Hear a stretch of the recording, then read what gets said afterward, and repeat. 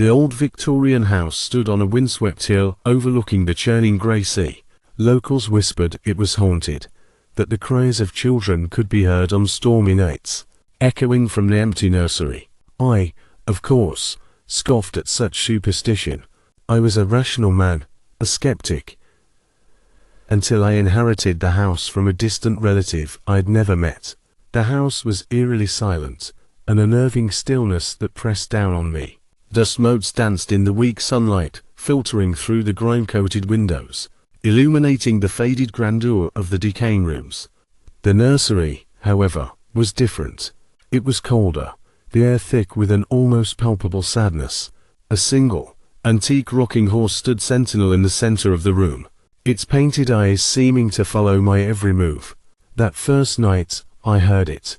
A faint whimper, barely audible above the wind's howl. I dismissed it as the house settling, the groan of old timbers, but the whimpers continued, growing in intensity, punctuated by soft, rhythmic sobbing. I found myself drawn to the nursery, compelled by an unseen force. The rocking horse seemed to sway gently, back and forth, as if someone was sitting on it. The whimpers intensified, evolving into a chorus of childish cries, a cacophony of sorrow that clawed at my sanity.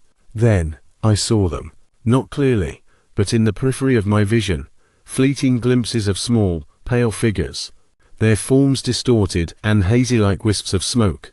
I tried to leave, to escape the suffocating dread, but my legs felt leaden, my heart a frantic drum against my ribs. The rocking horse now rocked violently, the rhythmic creaking a sinister counterpoint to the children's wailing.